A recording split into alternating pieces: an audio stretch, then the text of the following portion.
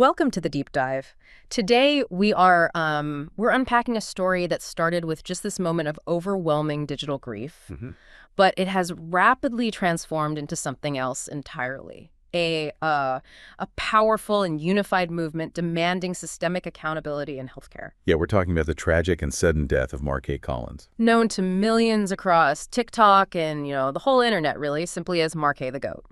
And the shockwaves from his passing were just immense. I mean, he was only 24 years old. 24. Yeah, and his absence has left this really visible void in the online landscape. Right. But as you said, this story, it moved beyond simple mourning so quickly. Very quickly. The reports we've looked at showed that the grief, it ignited into this widespread firestorm of anger and, intense speculation about his final hours. And that's the crucial point, isn't it? The whole narrative shifted because of these really disturbing rumors that started circulating. Allegations of medical negligence. Exactly. For his community, the tragedy isn't just that he died so young. It's this harrowing question that hangs over everything. Did a fundamental failure of care, or maybe a crucial missed examination, play a fatal role in his death?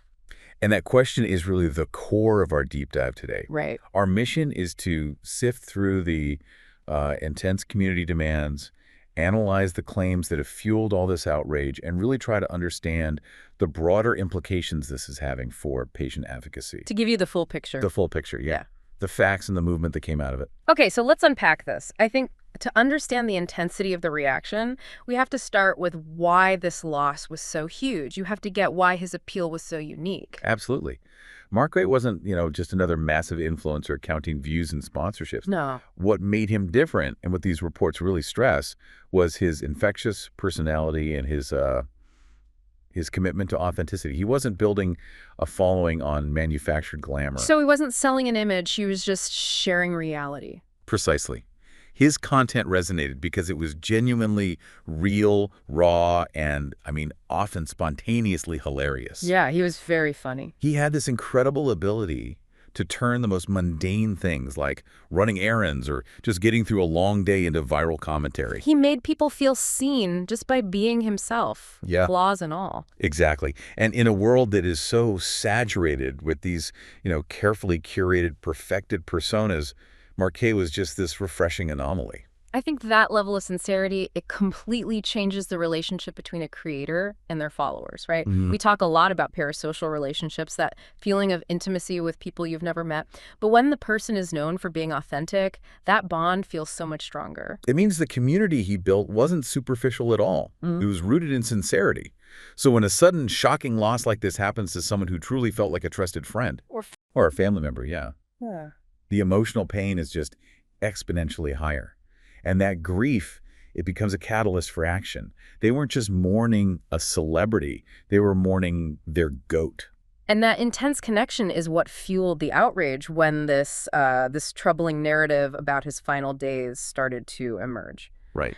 So let's transition there to the circumstances of his death, which, as we said, are surrounded by a cloud of uncertainty. And it's critical to note here that, official detailed statements are still scarce. They're just not out there yet. But this narrative that started circulating right away, shared by people close to him, it paints a very, very distressing picture. And it has mobilized millions. So what we understand from these accounts is that Marquay was feeling, significantly unwell before he passed. And it prompted him to seek medical attention. And this is where the community's demand for justice is centered, on this alleged encounter with a healthcare professional. The core allegation is that Marquay sought help, but was allegedly dismissed, without receiving the thorough, necessary care he needed. Specifically that he was sent away without a proper, comprehensive physical exam. Or the necessary diagnostic tests, things that might have shown a severe underlying condition. If that turns out to be true, it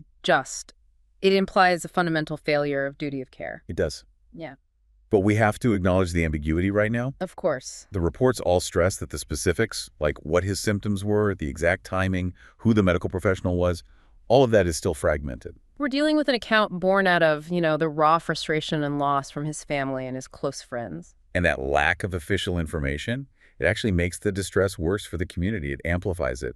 They're left grappling with this unbearable uncertainty. Yeah, the feeling is just frustration and disbelief. And it's all fueled by the feeling that if the details are true, his death could have been prevented. It also makes us think about what medical negligence even means in this context.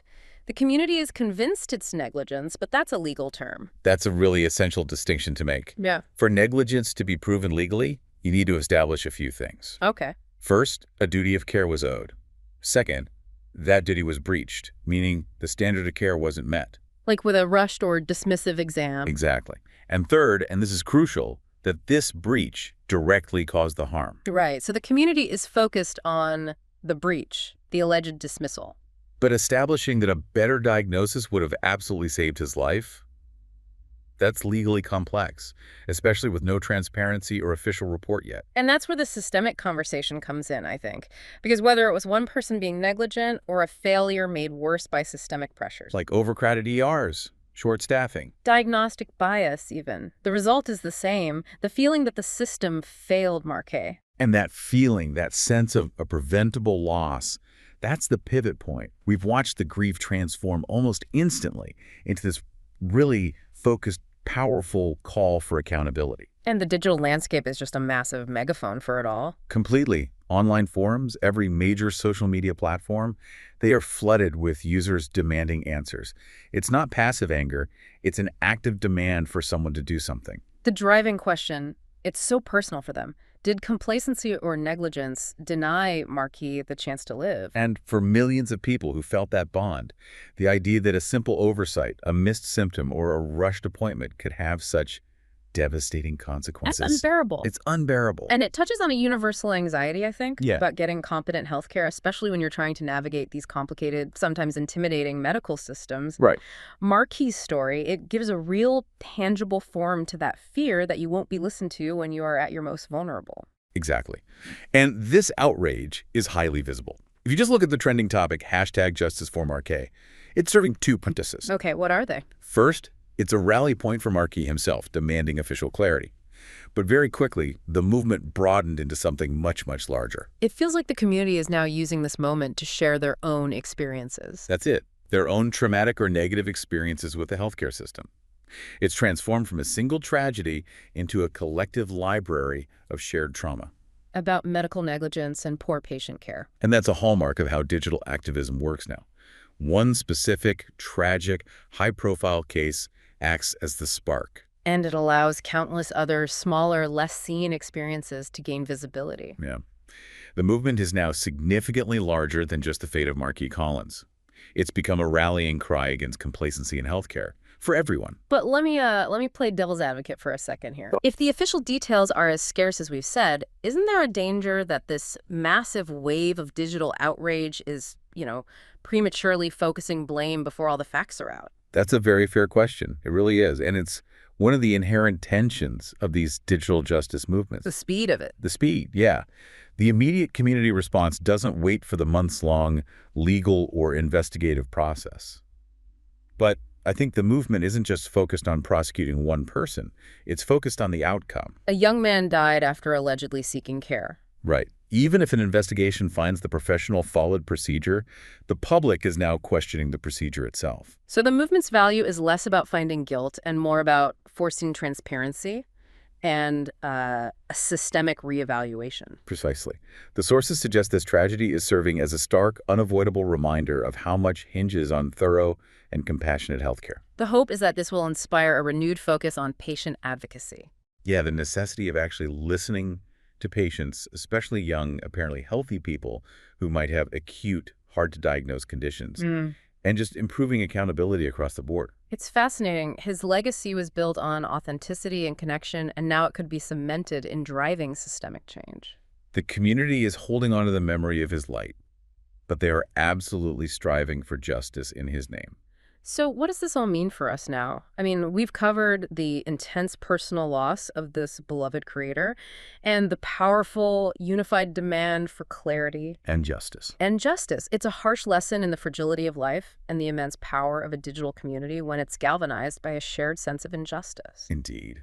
And while the full official story of what happened to Marquay is still, it remains forthcoming. Right. We're all still waiting. The momentum behind this movement for positive change is palpable.